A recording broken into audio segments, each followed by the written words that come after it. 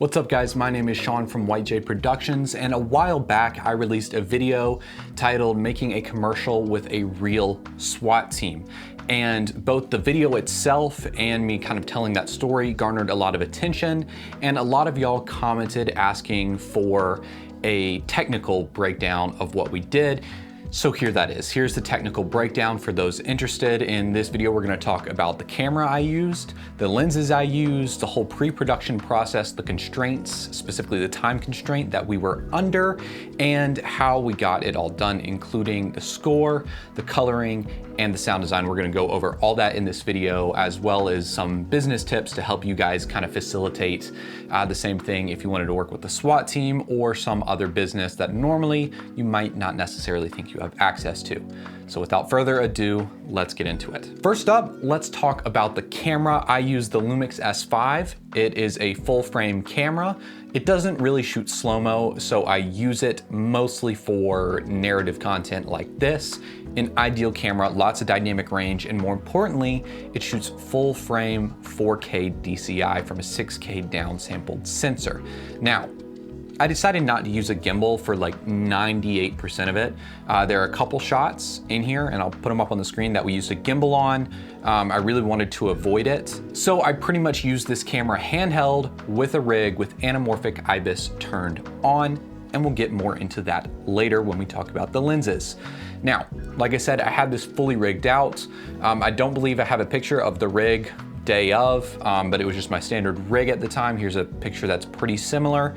I wanted it heavy, just for good handheld work, and I think it ended up working pretty well. There are a couple times where you can kind of tell that the IBIS is on, but generally I don't think people notice, especially not clients. So I figured I was just gonna run with it because I really don't like the look of IBIS, but for this kind of situation, it ended up working in my favor. And the idea in general was to be a part of the fray. I wanted to be in the mix, but I wanted to specifically avoid any POV looking shots. I didn't want it to look like this was a soldier carrying a camera. I didn't want this to look body cam-ish at all, which brings us into our lenses. Most of this was shot on a Nikkor 50mm 1.8G lens. I've talked about this lens a lot in the past, and you're welcome to check out a video. I'll probably have one linked up there that you can look for. Phenomenal lens. I used a little bit of Helios 442 in the fray with a bunch of B-roll shots that I ended up adding in later because I thought they were cool to the edit. And then I also used a vintage 28mm lens that is completely unbranded, but I use it for a lot of stuff and it is phenomenal. Now, again, I really wanted depth of field, which led me to choose that Nikon lens. And I also wanted to avoid POV shots, which means I really wanted to avoid anything in the 24mm range. That's generally what your eye perceives things at, 24mm-ish. And you also tend to perceive things, especially human faces, at around 70 to 85mm. So I wanted to avoid those focal lengths because that's something that our eye is very comfortable with, which is why you see those focal lengths a lot in TV shows. However, that's not what we were going for here. I wanted depth of field, and I wanted a very cinematic, stern look akin to how SWAT would feel. Now, we did shoot anamorphic for everything. And that brings us to the anamorphic adapter we used, which was the Sirui 1.25x anamorphic adapter.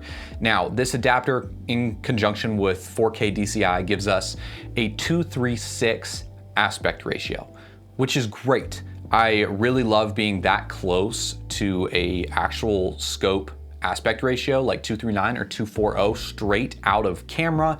It made my job a whole lot easier, and in fact, it gives us almost 50% more image to work with. This is because we're getting an extra 25% image from the adapter, but we're also not losing almost 25% by cropping the top and cropping the bottom of a general 4K DCI image.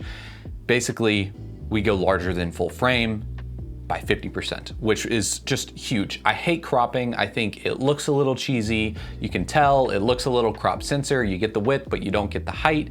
It sucks. The point of anamorphic was to just go into scope without cropping. It's very nice, and that's why I use it. And in fact, I'm using it right now because it just looks that much better than spherical, but it's also not pushing super hard like 2x anamorphic would on a 4K DCI sensor. Personally, I don't care much about oval bokeh, the waterfall bokeh, or even flares like 99% of the time. There are definitely times where I think that is pleasing to the image, but not in this case. The idea here was to be less artistic and more strict and stern while keeping a cinematic look, which is generally kind of tricky to do. Luckily, we got blessed with an overcast sky that day, so everything was nice and soft, and I was able to grade it the way I wanted and not have to worry about dynamic range or the lighting. Now, moving on from the camera and lenses themselves, I want to get into editing, because this is where the hardest part of the whole shoot was. Now, our actual shoot day, just to divert really quick, we only had like 2 or 3 hours to shoot, if I recall correctly, and the fire department ended up coming and wasting some time, and so we ended up shooting the whole entire thing in between 1 and 2 hours. I don't remember exactly, it's been so long, but it was absolutely nuts. We shot it incredibly fast. Had this been a whole production and a whole team, this never would have gotten done. By the way, I was basically the only person directing and shooting. It was a one-man crew, and that one man was me. Not normally my favorite, but in this instance, it did help move things along. Back to editing, where I said we were going, we ended up having to cut it down within a couple days because we had to release teasers on Instagram and YouTube, and then we also had to release the video itself on game day at the stadium, just to promote it for next week when the guys were actually coming in, or not next week, it was like the next game. So it might've been a game or two prior that we released the video in the stadium, and then we actually had SWAT night where the guys came in and threw the first pitch. It was awesome. But that being said, we had to go fast, and the group specifically wanted a song that kind of was their theme song. It was called Mother by a band called Danzig. Since that was their group song, I really wanted to incorporate it. However, I also wanted to keep the cinematic aspect, which led me to getting some royalty-free music and cutting it in with the vocals of the song to build an entirely new song that I felt really represented visually the story, and also give the vibes of a commercial and of just a cinematic trailer, which was the goal of this shoot, which does lead me into today's sponsor. Now, as you know, I talk about audio quite frequently, and there is a cool link in the description that will give 70% off your year-long subscription. Go down there, check out the code. It helps support creators like me, and it helps give you guys a free deal because I use audio for almost all of my royalty-free music needs. They're phenomenal.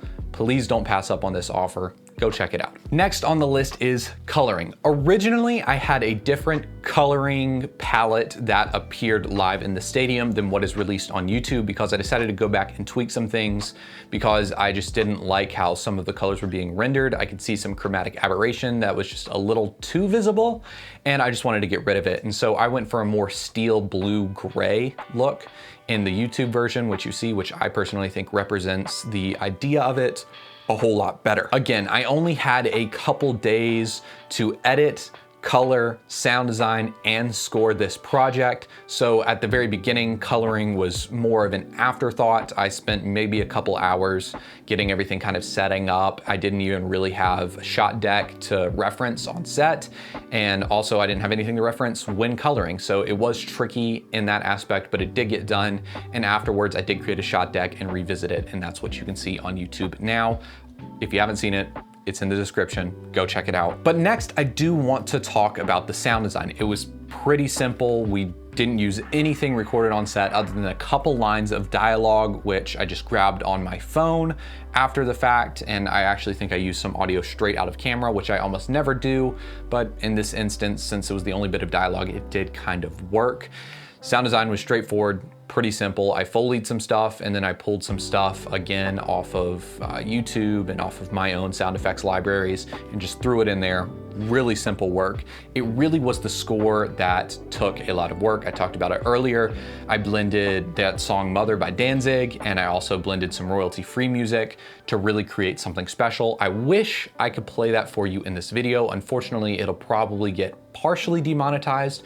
So if you want to see it, if you want to hear it, go check it out. Link is in the description. Give it a watch. Come back to this video. Let me know what you think. And that's kind of all I have for the technical breakdown. I've been showing shots the whole way through, but you'll definitely want to watch it in full. It truly is a cool thing to watch, and it was a very cool thing for me to experience. absolutely wild. I had zero prep time. I had zero time to shoot it. I had zero time to edit and color it, and somehow it came out looking good by the grace of God. I don't think I could have done it otherwise, but thank you guys for watching, and until next time.